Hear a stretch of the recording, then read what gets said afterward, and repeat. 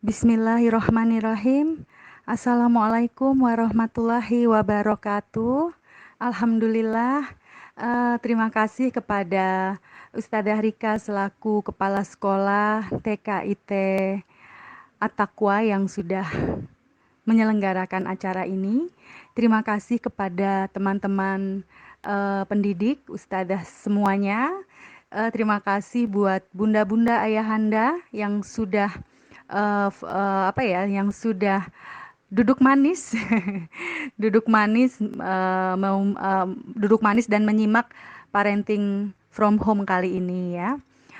Sebelumnya, marilah sama-sama kita panjatkan puji dan syukur kehadirat Allah Subhanahu wa Ta'ala, karena berkat rahmat dan hidayahnya, kasih sayangnya, kita dapat berkumpul dalam kondisi yang insya Allah kita semua diberi kesehatan, kebahagiaan lahir batin, ya, di tengah kondisi yang luar biasa ini. Semoga digenapkan ikhtiar kita untuk selalu berbaik sangka pada ketentuan Allah gitu ya.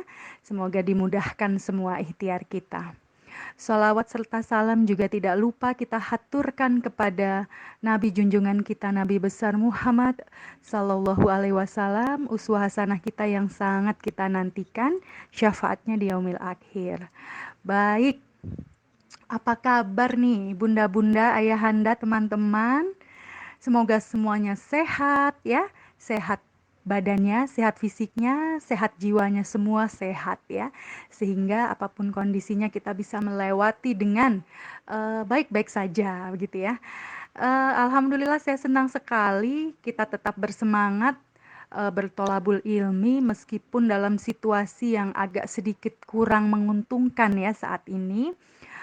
Semoga ini menjadi catatan penting dan menjadi satu tanda bahwa kita selalu berusaha untuk bertumbuh menjadi orang tua yang baik bagi anak-anaknya ya, dan kita selalu berupaya untuk menjadi baik dari hari ke hari. Oke. Hari ini materi kita adalah tentang mendampingi Ananda belajar berpuasa di tengah school from home dan work from home ya. Oh, saya salah tulis itu ya di slide pertama. Mohon maaf. Oke, nanti saya akan berikan materi-materi saya. Semoga setelah ini kita jauh lebih bisa mempersiapkan anak-anak kita yang usianya masih usia dini ya. Jadi mungkin usianya usia kisaran antara 2 sampai 6 tahun, 7 tahun mungkin ya. Semoga kita setelah ini kita akan tahu apa yang harus kita lakukan. Kemarin sudah tahu, mungkin ke depan kita jadi lebih mantap lagi untuk membersamai anak-anak kita menjelang mereka belajar berpuasa. Baik ayah bunda teman-teman, di slide berikutnya ini saya sengaja menyertakan dalil kewajiban berpuasa yang sebetulnya ini sudah sangat melekat ya di dalam diri kita, sudah hafal sekali dan kita sudah tahu betul gitu ya. Bahkan anak-anak kita pun juga mungkin sudah paham dengan dalil ini ya, yang menceritakan atau mengabarkan tentang kewajiban berpuasa. Baik. Oke, baik. Selanjutnya untuk slide ketiga. Oh iya, ayah bunda, teman-teman, saya memang di kesempatan ini tidak berbicara mengenai dasar fikih ya, di mana ada dasar fikih untuk masalah berpuasa itu ada dasar fikih yang hubungannya dengan taklif dan mukalaf. Saya tidak akan membahas itu karena saya merasa tidak punya kompetensi untuk membahas masalah itu. Semoga nanti di lain waktu Ustadzah bisa menjelaskan mengenai ini kepada ayah bunda ya, tapi untuk saat ini saya tidak membahas mengenai hal tersebut. Yang ingin saya bahas pada kesempatan kali ini adalah bahwa Allah itu maha baik, jelas Allah itu maha baik ya. Jadi ada satu hadiah terindah yang Allah berikan kepada manusia yang sudah terinstal sejak kita di dalam kandungan ya, yaitu satu bagian otak yang letaknya di depan, di belakang, maksud saya di belakang pelipis kanan. Mungkin coba ibu-ibu bisa sentuh pelipis kanannya ya, di alis kanan itu ya, di dalam situ itu ada satu eee, satu jenis otak ya, satu jenis otak yang namanya PFC atau prefrontal cortex. Nah, prefrontal cortex ini apa hubungannya dengan berpuasa gitu ya. Jadi prefrontal cortex ini adalah fungsi luhur manusia dan ini tidak dimiliki oleh makhluk lainnya. Kalau jenis otak yang lain mungkin manusia punya, mamalia juga punya, tetapi untuk PFC ini yang memiliki hanya manusia. Itu sebagai fungsi luhur manusia yang membedakan manusia dengan makhluk lainnya itu adalah PFC, di mana PFC itu mengatur tentang bagaimana kita manusia itu menahan diri, menahan emosi, kita punya perencanaan, kita bisa mengambil keputusan, dan juga termasuk kemampuan kognisi atau kemampuan berpikir. Kenapa PFC ini saya sertakan di slide ini? Karena ternyata yaitu tadi Allah Maha Baik, kita tahu bahwa tidak semua kita anak-anak siapapun itu bisa menjadi manusia yang yang dia piawai menahan diri dan menahan emosinya. Nah, menahan diri ini kan macam-macam ya, menahan diri untuk nggak eh, makan berlebihan gitu ya, menahan diri untuk nggak marah-marah, menahan diri untuk hidup lebih sederhana, menahan diri untuk nggak belanja-belanja yang berlebihan dan sebagainya gitu ya. Nah, kita nggak tahu ini apakah prefrontal cortex kita ini, PFC kita ini masih berfungsi dengan baik. Jadi kalau ibu-ibu, bapak gitu, ayah bunda melihat ada orang yang nggak bisa menahan emosinya, nggak bisa menahan diri gitu ya, hidupnya itu tidak teratur dan sebagainya, tidak ada rel yang pasti gitu, yang baik gitu, bisa jadi orang ini dia mengalami gangguan di area PFC gitu ya. Nah, kenapa ini disampaikan di materi sekarang ini? Nah, Allah yang maha baik itu memberikan kita 1 bulan di selama 12 bulan ya. Jadi ada 1 bulan di dalam 12 bulan, hanya ada satu yaitu bulan Ramadan, di mana di bulan itu Allah memberikan kita kesempatan untuk memperbaharui PFC kita dengan berpuasa gitu ya, dengan berpuasa yang kita tadinya apa saja kita makan ya, kita habis makan nasi terus kita masih pengen ngemil ini ngemil itu, kemudian kita nggak bisa menahan diri untuk nggak belanja online dan sebagainya, dan kita kadang-kadang nggak bisa menahan diri untuk nggak marah sama anak-anak. Nah, di dalam bulan Ramadan ini semua hal itu diatur bahwa kita tidak hanya berpuasa itu menahan lapar, tapi juga kita menahan perilaku kita menahan emosi kita gitu ya. Jadi kita kadang-kadang kan kalau lagi puasa itu astagfirullahaladzim, untung aja lagi puasa. Kalau lagi nggak puasa udah nggak tahu deh gitu kalau kita lagi kesel sama entah pasangan kita, entah anak-anak kita gitu. Tapi karena kita lagi puasa, lalu otak ini mengingatkan, lagi puasa loh, puasa itu nggak boleh loh marah-marah. Nanti kalau marah-marah cuma dapat lapar doang gitu. Nah, kita dilatih selama kurang lebih selama ya 1 bulan ini kita dilatih untuk memperbaiki kembali PFC kita. Jadi secara ini tidak hanya secara dasar agama, tapi juga dasar medis gitu ya. Sebegitunya Allah itu mengatur kehidupan manusia ya. Mungkin kita nggak terfikirkan selama ini gitu ya. Nah, tergantung nanti setelah selesai berpuasa, setelah puasa 1 bulan dan di Idul Fitri, setelah Idul Fitri, kita menjadi makhluk yang seperti apa gitu ya.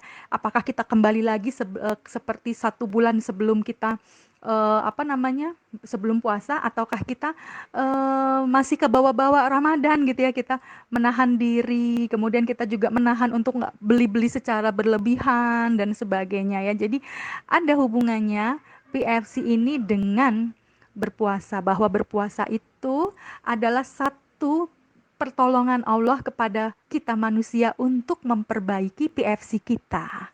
Begitu. Baik, ayah bunda, teman-teman pembelajar semua, di slide berikutnya saya menyampaikan tentang syarat wajib puasa ya. Syarat wajib puasa jelas yang pertama adalah Islam ya.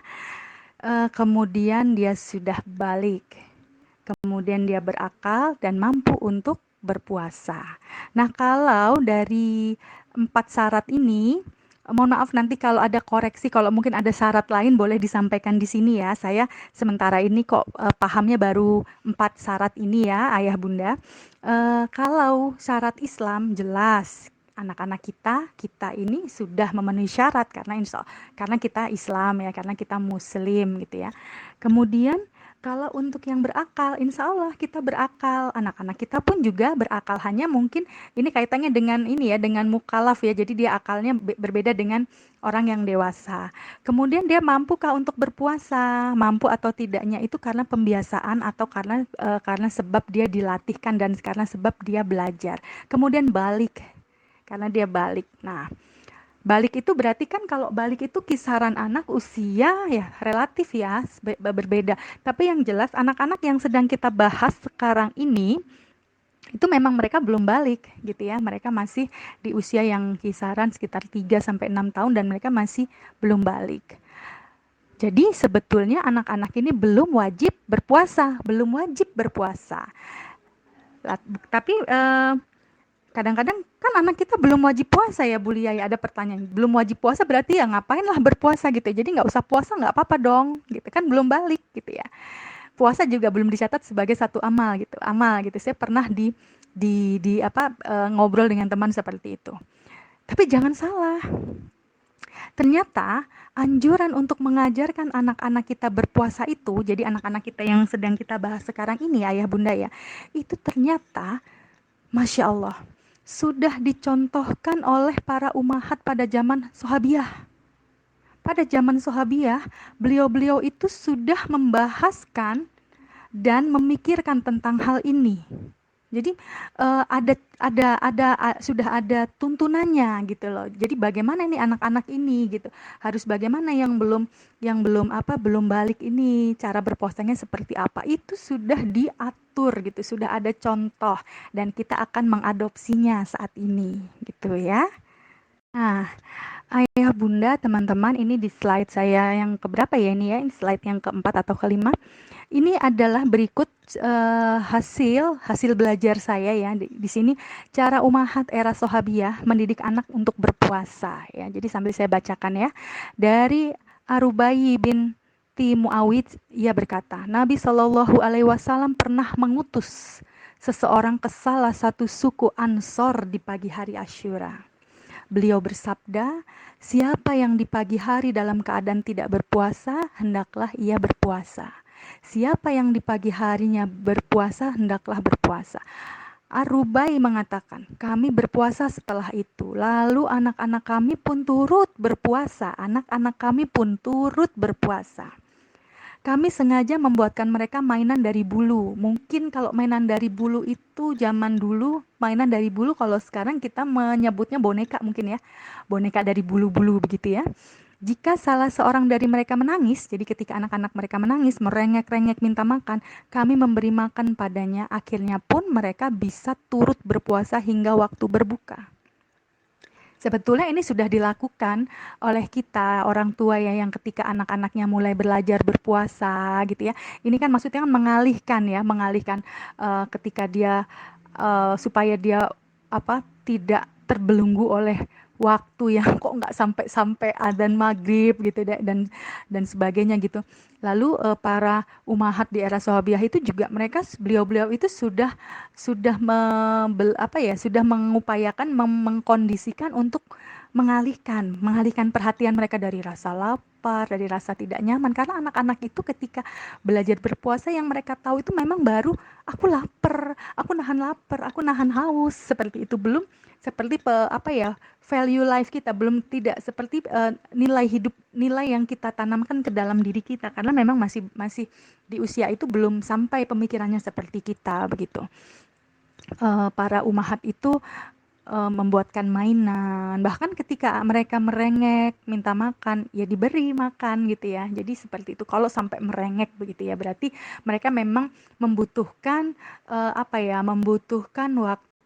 waktu untuk belajar untuk bisa apa ya, menyesuaikan diri dengan situasi berpuasa gitu kan. Kalau bagi kita ini bukan sesuatu hal yang berat, mungkin kita sudah sering puasa sunnah dan sebagainya, kita sudah terbiasa dan kita sudah bertahun-tahun melewati puasa-puasa Ramadan, tetapi tidak buat anak-anak begitu ya. Jadi sebegitunya ya. Jadi kita bisa adopsi ini gitu ya. Kita bisa mengalihkan, kita bisa mempersiapkan apa yang bisa kita lakukan agar anak-anak itu terhibur gitu ya.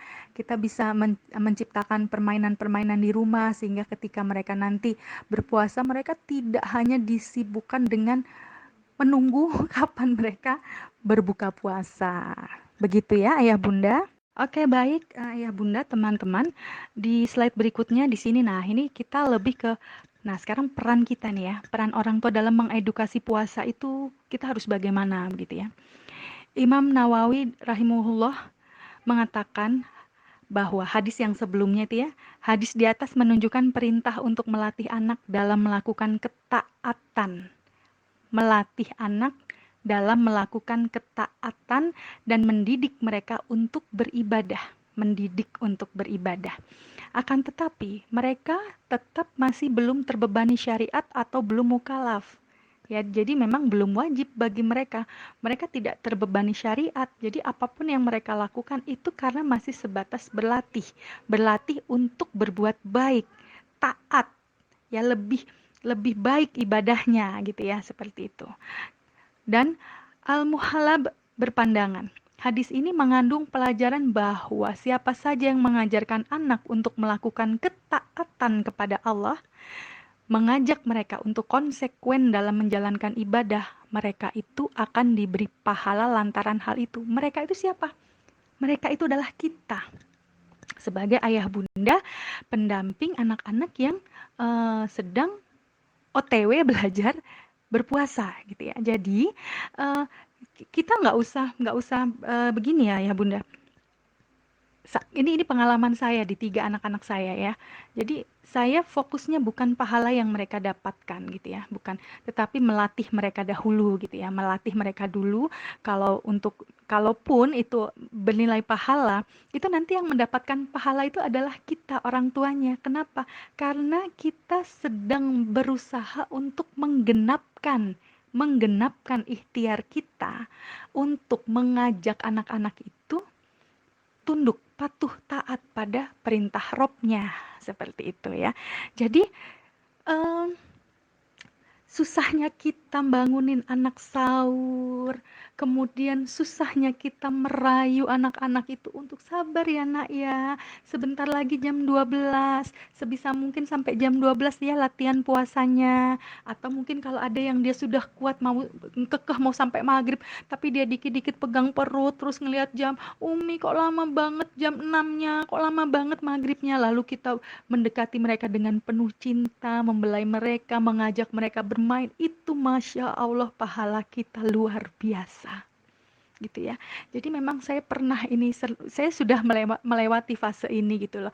Kalau kita mikirin pahalanya Masya Allah ya, kita akan lebih dikasih kesabaran untuk bisa untuk bisa membuat mereka itu bisa kita alihkan perhatiannya gitu ya, membuat mereka melewati ini dengan penuh kesabaran. Tentunya kesabaran orang tua harus berlipat-lipat ya.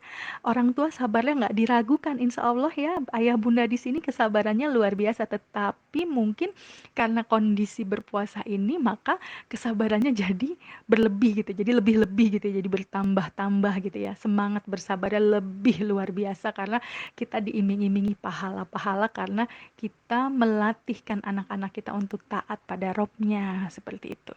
Jadi nggak sia-sia yang kita lakukan gitu ya, nggak sia-sia. Cuman bangunin anak sahur dengan penuh kesabaran, penuh mesra gitu ya. Kemudian melatihkan anak-anak, ayo iya sholat tarawih udah 11 rakaat aja nggak apa-apa, sholat tarawih tahan, yang biasanya sholat paling banyak hanya 4 rakaat, tapi ini sekarang sholatnya sampai 11 rakaat. Tentunya untuk beberapa anak yang belum terbiasa ini akan berat, tetapi kita dengan sabar membimbing anak gitu ya, kemudian untuk melakukan kebaikan-kebaikan di bulan Ramadan ini itu luar biasa, Masya Allah, pahala yang akan kita dapat. Jadi, ayo Bunda, Ayah, teman-teman, lebih bersemangat ya. Apalagi di situasi yang seperti ini, itu kita nggak punya alasan untuk untuk berlama-lama rundung dalam kesedihan. Kita sambut Ramadan di depan ini dengan penuh kegembiraan. Barangkali hikmah dari situasi di tengah pandemi ini justru membuat puasa kita di di tahun ini menjadi lebih khusyuk ya. Ada banyak nilai hikmah yang bisa kita jemput, ada banyak cinta Allah yang kita rasakan seperti itu ya. Insya Allah Allah akan memudahkan kita ya untuk bisa melewati semua ini ya. Alhamdulillah ya. Mungkin akhirnya kita bisa gini, alhamdulillah mungkin dengan situasi ini Ramadan kita akan berbeda dengan hari-hari sebelumnya, dengan tahun-tahun sebelumnya. Mungkin kita jadi lebih Ramadan kali ini mungkin kita jadi lebih berhati-hati berbelanja gitu ya. Kita jadi lebih berempati pada tetangga kanan kiri dan sebagainya. Insya Allah nilai ibadah kita, insya Allah ini akan dilipat gandakan lebih-lebih dari yang kemarin-kemarin. Kenapa? Karena nilai sabar kita, karena dari kesabaran kita itu menjadikan pahala kita menjadi lebih besar, insya Allah seperti itu. Oke, baik. Semoga tidak kepontal-pontal ya, karena saya harus pingpong ini menyampaikan materinya supaya kita nanti punya banyak waktu untuk sharing tanya jawab ya. Baik, sekarang untuk slide berikutnya kita checklist persiapan kita gitu ya. Sudah sampai sejauh mana gitu ya. Yang pertama sounding. Sounding itu memberitahu. Kenapa, Dek? Sini, masuk. Tutup, nak, tutup tolong. Makasih, udah duduk. Yang kedua, menyiapkan amunisi, ya. Kemudian yang ketiga, menyentuh sisi empati dan bersyukur. Kemudian yang keempat, apresiasi. Kita bahaskan satu-satu nanti ya Bunda ya. Apa saja ini sounding, mempersiapkan amunisi, menyentuh sisi empati, bersyukur dan apresiasi apa saja nanti kita akan bahas satu persatu. Baik, kita bahas tentang sounding atau penjelasan ya. Ini lebih ke penjelasan.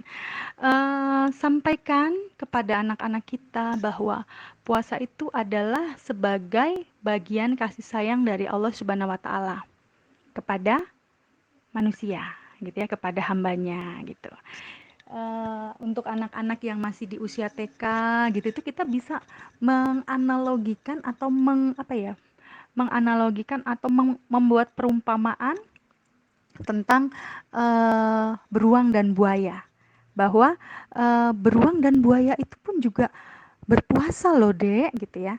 Beruang itu juga berpuasa. Jadi pada saat musim dingin, mereka itu puasa, mereka mengalami hibernasi gitu. Jadi seperti itu.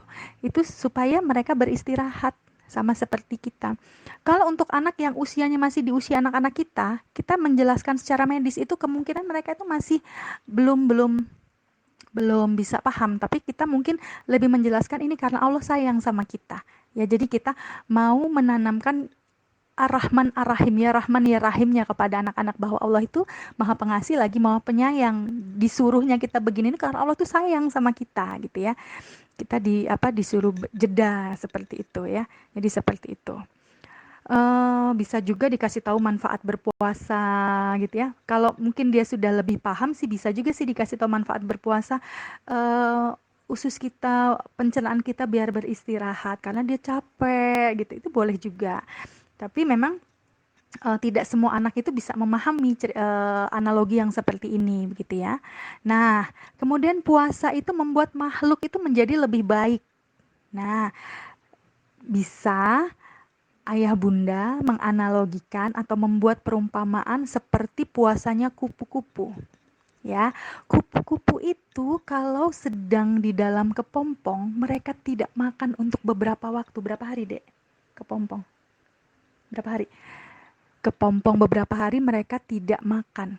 Tetapi ketika kepompongnya sudah siap ya terbuka, maka dia akan muncul kupu-kupu yang indah. Jadi istilahnya akan indah pada saatnya, jadi akan indah pada waktunya gitu ya. Jadi seperti itu. Itu bisa dianalogikan sebagai kupu-kupu gitu. Jadi puasa membuat makhluk menjadi lebih baik. Kita pun juga nanti setelah puasa akan menjadi lebih baik gitu ya.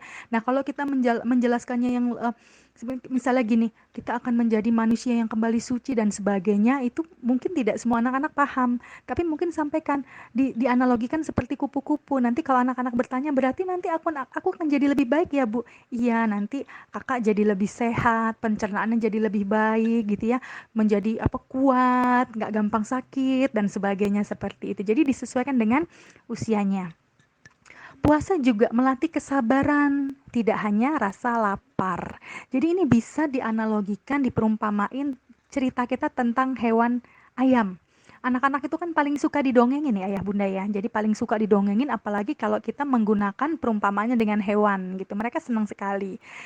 Coba ayam gitu ya. Ayam itu kalau sedang bertelur, setelah bertelur ketika dia mengerami, dia tidak akan meninggalkan telur-telurnya. Dia tidak akan cari makan. Dia menahan diri untuk tidak makan karena dia takut telur-telurnya itu akan dimangsa oleh hewan-hewan yang ada di sekitarnya gitu. Jadi dia bertahan.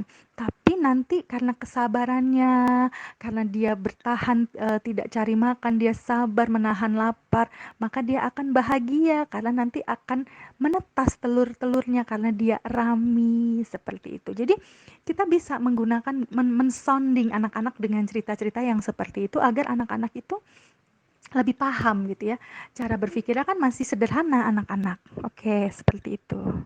Baik, Ayah Bunda, untuk slide berikutnya, untuk checklist kesiapan kita untuk anak-anak belajar berpuasa adalah menyentuh sisi empati anak dan bersyukur, gitu ya. Nah, jadi taat, bersyukur, meningkat, dan bermanfaat ya ini ya, jadi slogan. Jadi saya pingin kita semua mengajarkan anak untuk taat. Taat dengan menjalankan perintah dari Robnya gitu ya. Kemudian bersyukur itu bisa kita lakukan dengan tidak banyak mengeluh gitu ya. Tidak banyak mengeluh, kita ikhlaskan rasa yang kita alami, lapar, haus dan sebagainya, menahan-menahan yang lain-lainnya itu ya, kita banyak bersyukur. Kemudian bersyukur bahwa kita masih dikasih kesempatan untuk melewati Ramadan tahun ini. Itu kan patut disyukuri.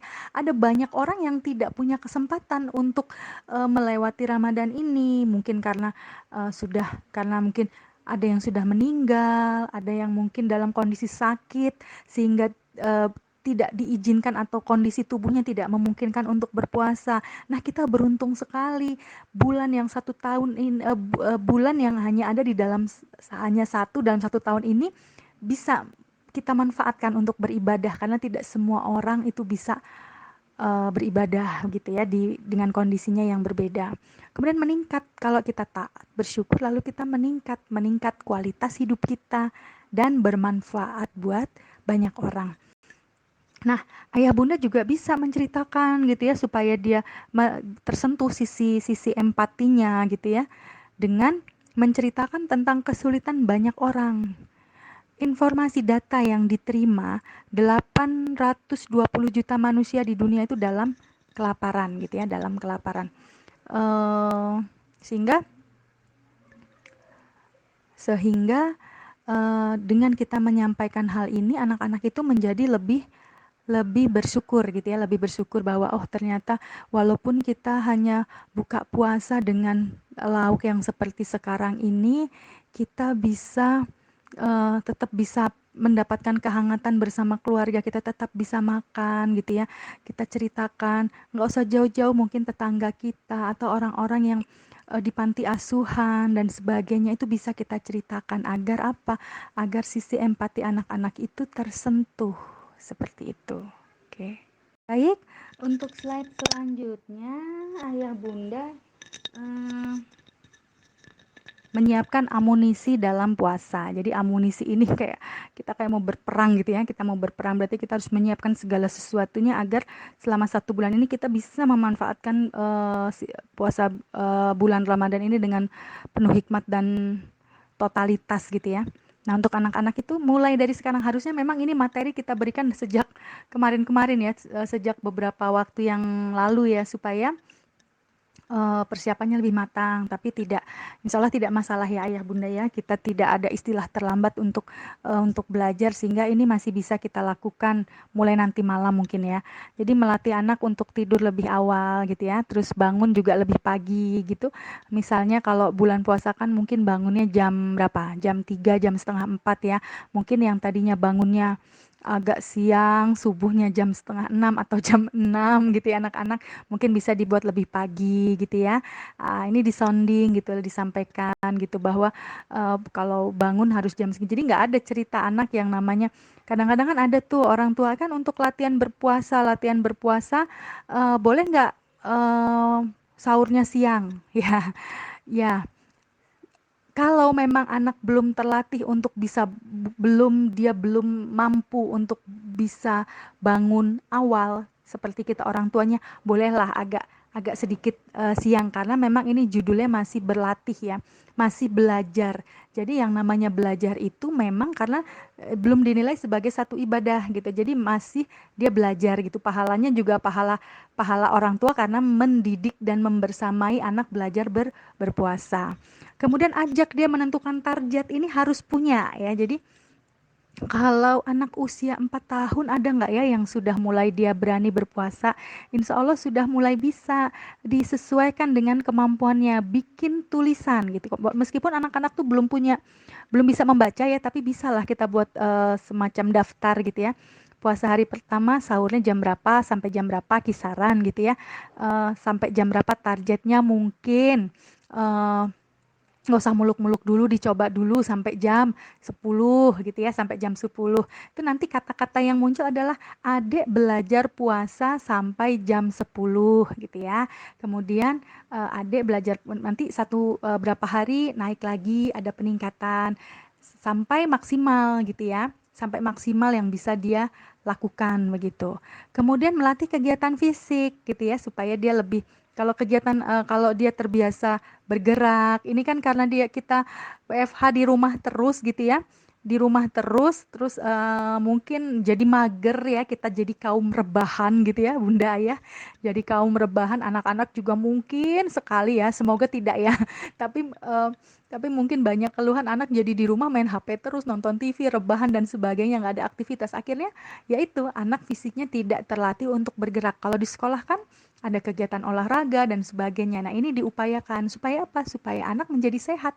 Karena bergerak itu menyehatkan gitu ya, membuat fisik menjadi lebih lebih kuat seperti itu. Oke, baik. Ayah Bunda, ini slide terakhir kita ya, bagaimana kita menyiapkan amunisi dalam berpuasa. Maaf, bagaimana kita mengapresiasi atau memberikan penghargaan kepada anak-anak kita yang mereka sudah mulai belajar untuk berpuasa ya. Yang pertama, buat progress chart gitu ya. Ini sebetulnya semacam kayak catatan gitu ya. Jadi kayak semacam apa ya? Sering ya, lembar mutabaah gitu mungkin ya, semacam itu. Jadi ini catatan perkembangan ibadah anak-anak. Kita bisa buat sendiri gitu. Mungkin nanti sekolah bisa, mungkin biasanya sekolah itu kasih kasih apa, lembaran, atau mungkin kita bisa bikin sendiri ya ayah bunda ya. Saya juga dulu seperti itu pada anak-anak saya. Jadi pakai pakai apa, pakai karton gitu, kemudian ditulis dari hari pertama, hari kedua, dan seterusnya sampai hari ke 30. Kemudian saya buat bintang gitu ya, saya buat bintang bahwa begini, sekecil apapun upaya anak-anak itu akan mendapatkan reward dari kita atau penghargaan dari kita. Sekecil apapun yang mereka lakukan. Contoh, misalnya dia tilawah, dia hafalan, kemudian dia apa ya, sholatnya tepat waktu, nggak usah pakai disuruh-suruh, meskipun sholatnya belum apa ya, kaidahnya belum belum mohon maaf mohon maaf ayah bunda. Baik, saya lanjutkan. Eh, kita buatkan apa namanya, kita buat tanda gitu ya, kita buat tanda pada lembaran itu, misalnya kayak bintang gitu ya, kayak bintang, atau kita centang ding dong gitu ya, centang gitu ya. dicentang bahwa dia melakukan kebaikan hari ini. Kenapa itu dilakukan? Supaya mereka tahu bahwa sekecil apapun usaha yang mereka lakukan itu tuh akan mendapatkan penghargaan dari kita, reward dari kita. Kalau saya sebetulnya menamai ini adalah bank data kebaikan anak gitu ya. Jadi kayak bank data. Kayaknya pernah ini saya sampaikan di sesi sharing saya di sekolah ya Ayah Bunda ya. Jadi bank data kebaikan. Yang namanya bank data, yang namanya bank itu kan berarti kan detail ya.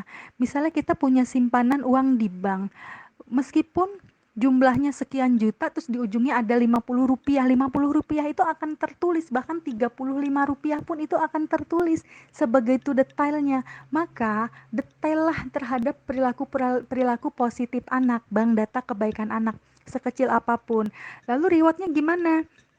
Ya dikasih, boleh nggak sih anak-anak itu puasa dikasih reward, nanti dia kebiasaan kebiasaan puasa kok dikasih hadiah gitu ya. Jadi begini Ayah Bunda ya, reward itu untuk anak di bawah umur 8 tahun tuh bisa dengan hadiah. Bisa mainan, benda, bisa makanan. Karena mereka itu belum diajarkan tentang value life gitu ya. Jadi nilai kehidupan tuh mereka belum paham.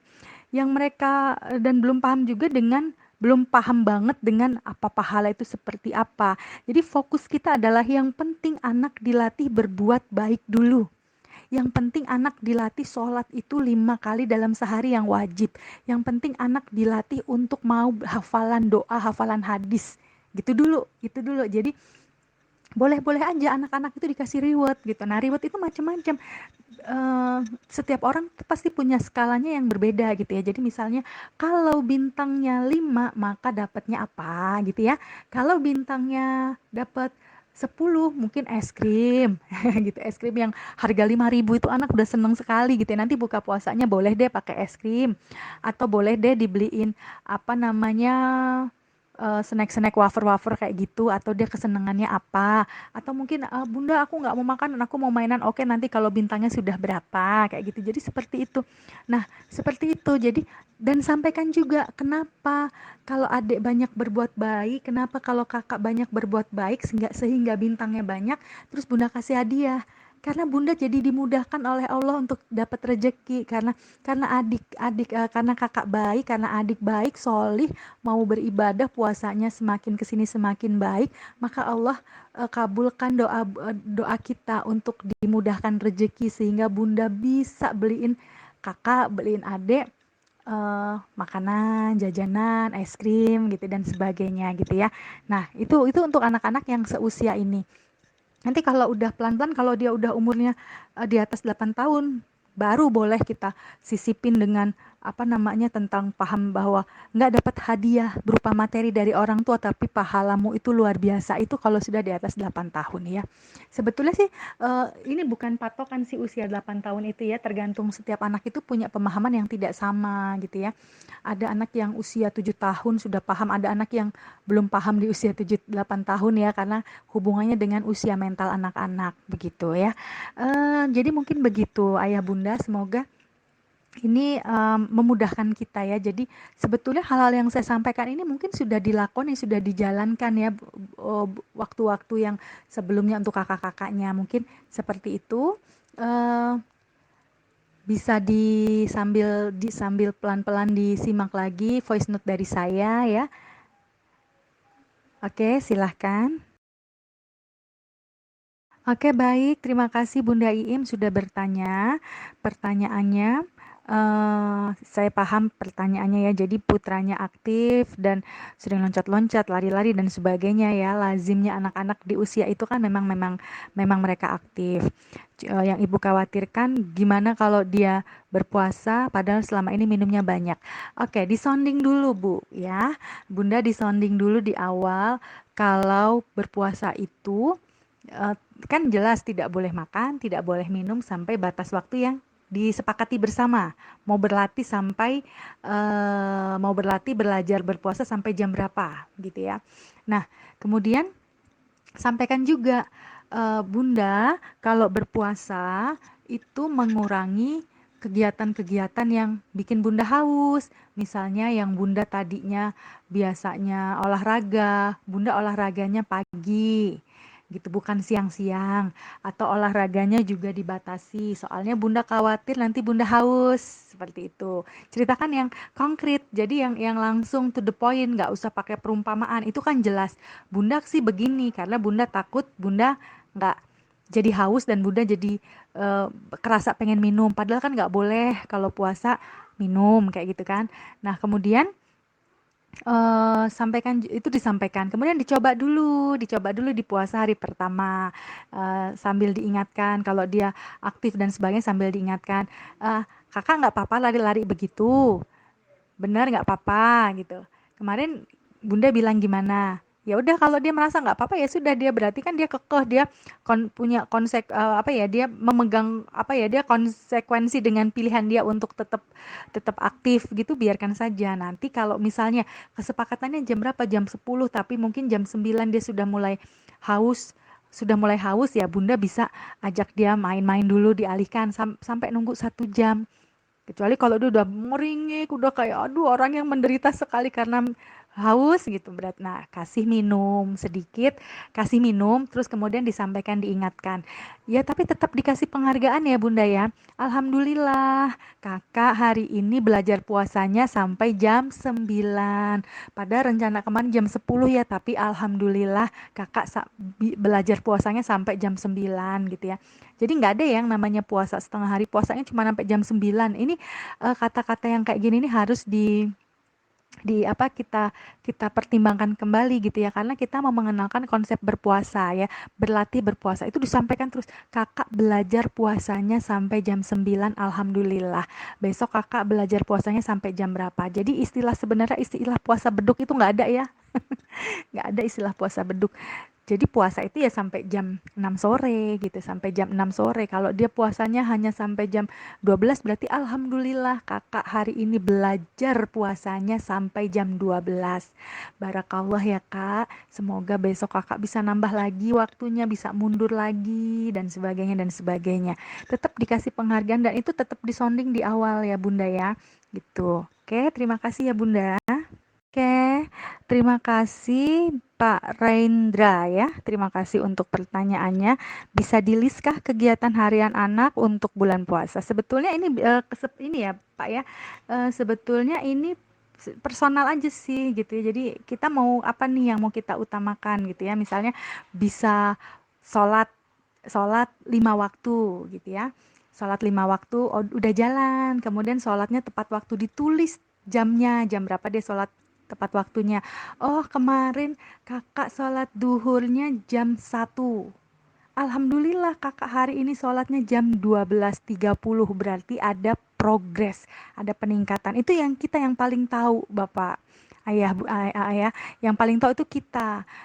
Apa saja yang mau kita catatkan misalnya sholatnya tadinya belum 5 waktu sekarang sudah 5 waktu itu patut dikasih penghargaan sudah 5 waktu tapi waktunya masih mepet-mepet gitu ya nah tapi sekarang sholatnya sudah lebih tertib begitu adzan langsung ngambil air wudhu langsung sholat itu juga penghargaan kemudian bersedekah mengantar makanan ke tetangga berbagi dengan teman itu pun juga bisa dimasukkan ke dalam list ya memelihara hewan membantu bunda membersihkan rumah, mengembalikan piring ke tempatnya, ya hal-hal apa saja yang bisa dilakukan. Artinya begini, saya pingin anak-anak itu dipahamkan bahwa apapun yang dia lakukan sekecil apapun itu dicatat, tidak hanya kita catat di kertas ya, di dabang data kebaikan, tapi juga itu akan insya Allah akan dicatat sebagai satu kebaikan oleh Allah Subhanahu Wa Taala, sehingga dia menjadi lebih semangat. Kalau dia belum paham pahala itu apa dan sebagainya, ya itu nanti lagi menjelaskannya. Yang penting sekarang kita melatihkan anak untuk berbuat baik dulu. Nah, untuk hal ini nanti saya cek lagi. Sepertinya saya menyimpan apa ya? Menyimpan ini. Aduh, apa sih namanya? Untuk Ramadan itu ya, semacam apa ya? Buklet, bukan buklet. Jadi nanti saya ada kayaknya saya punya sesuatu yang nanti insya Allah kalau saya cari di file saya ketemu, saya nanti akan share ke ayah bunda di sini ya. Itu nanti ini kegiatan rutin yang bisa dilakukan di bulan Ramadan gitu ya. Jadi kayak jurnal Ramadan. Mau ngomong jurnal aja Masya Allah susah sekali gitu ya. Nanti semoga saya bisa menemukan di file data saya nanti bisa saya share di grup ini insya Allah. Begitu Bapak, terima kasih. Oke Ustadzah, sebetulnya kalau jurnal Ramadan itu browsing itu pun juga mungkin ada ya, banyak ya. Jadi mungkin bisa bantu salah satu, salah dua, salah tiga bunda atau teman-teman di sini untuk bantu browsing kan gitu ya. Nanti bisa dipilih yang paling sesuai dengan kondisi anak-anak. Kalau saya sebetulnya karena jurnal-jurnal itu kan ngehitsnya itu baru 2-3 tahun terakhir ini yang saya tahu ya. Kalau zaman anak-anak saya masih kecil itu saya nggak buat apa namanya, nggak pakai jurnal, tapi saya buat dari kalender bekas gitu. Jadi kalender bekas itu saya buat di situ, ada hari, tanggal gitu ya berurutan, kemudian saya tulis di situ sholat, kemudian sedekah, membantu ibu gitu, puasanya sampai jam berapa gitu, tuh kreasi sendiri aja, pakai spidol berwarna-warni supaya menarik. Dibuatnya bersama anak itu nanti akan lebih mengena sebetulnya. Dan itu sambil bikin, sambil kita membuat kesepakatan bersama anak. Itu akan lebih mengena daripada daripada kita gampang ya browsing terus kita print. Itu sebetulnya kalau saya sih lebih memilih membuat sendiri bersama anak. Jadi anak tahu prosesnya. Pada saat membuat itu kita sambil diskusi sama anak gitu ya. Wah, ini kalau misalnya kakak bisa penuh ini bintangnya banyak, wah bisa es krim apa gitu ya, es krim apa nih, atau bisa biskuit apa nih, atau bisa coklat atau apa dan sebagainya begitu ya. Semoga Allah memudahkan semua ikhtiar kita. Oke, terima kasih. Oke Bunda, terima kasih pertanyaannya. Sebetulnya pertanyaan ini mungkin ada banyak di benak orang tua ya. Jangan-jangan nanti kalau dikasih hadiah ketika dia melakukan hal yang baik, terus dia jadi melakukan itu karena mengharapkan hadiah gitu. Perlu diingat bahwa anak-anak yang umur di bawah, yang masih usia konkret ini ya, usia di bawah 8 tahun kira-kira kurang lebihnya, mereka itu belum sampai pada pemahaman tentang nilai-nilai kehidupan gitu. Jadi memang kembali lagi fokus kita itu adalah merangsang mereka, memberikan stimulus pada mereka untuk mereka mau berbuat baik, membiasakan mereka untuk berbuat baik. Ini kan termasuk hubungannya dengan apa ya, membangun karakter positif pada anak-anak kita gitu. Nah, hadiah itu boleh tidak hanya materi gitu ya, tidak hanya materi gitu, atau tidak hanya berupa benda dan sebagainya. Itu bisa juga dengan pujian, dengan pelukan ya gitu ya, atau mungkin nanti kalau misalnya adik baik melakukan ini atau adik berhasil mendapatkan bintang ini, kita nanti boleh main apa gitu ya, disimpan gitu, jadi ditabung bintangnya. Atau mungkin bisa juga begini, eh, katakanlah bintang-bintang itu dipampang di situ, tetapi tidak usah dijanjikan bahwa dia akan mendapatkan hadiah. Tapi nanti ketika sampai pada waktunya baru disampaikan, "Adek, Masya Allah bintangnya adek sudah 25," gitu. Dengan berarti adek ini kebaikannya semakin hari semakin bertambah gitu ya. Nah, Allah memudahkan kita. Alhamdulillah Umi ada rejeki. Jadi adek boleh pilih jajanan yang adek suka buat kita buka puasa nanti. Adek mau buka puasa pakai apa gitu kan, seperti itu bisa. Nah, pelan-pelan berjalannya usia, semakin kesini semakin dikasih pemahaman gitu ya. Sebetulnya sama kan kayak kita tuh berperilaku baik, melakukan yang baik-baik itu kan karena kita mengharapkan ridho dari Allah ya. Kita mengharapkan ridho dari Allah, kita mengharapkan kebaikan-kebaikan. Nah, ini belum apa ya, tidak semua anak di usia ini tuh paham, difahamkan, diedukasi mengenai hal ini tuh belum paham gitu ya, sehingga memang bertahap. Nanti ketika usianya sudah 7 tahun, di atas 7 tahun mungkin lebih ke pemahaman tentang value life itu, tentang nilai-nilai kehidupan. Jadi tidak hanya semata-mata mengejar materi seperti itu. Jadi memang harus bertahap ya Bunda ya. Jadi harus bertahap dan ada progresnya. Kita menyampaikan pemahaman itu pun juga ada progresnya. Kalau tahun ini kita titik beratnya apa, nanti tahun depan kita punya target seperti apa gitu. Oke, semoga menjawab ya. Ini jawaban dari saya. Oke, baik. Ibu Safara, saya coba jawab pertanyaan Ibu dan kegelisahan Ibu ya. Kalau masalah kesehatan, sepertinya ini bukan ranah saya ya, karena saya bukan dokter. Tetapi mungkin poin pertama yang ingin saya sampaikan adalah coba ini didiskusikan oleh dokter, karena saya nggak tahu pasti putra ibu itu kondisinya seperti apa, terapinya terapi yang bagaimana, saya tidak tahu pasti yang seperti itu.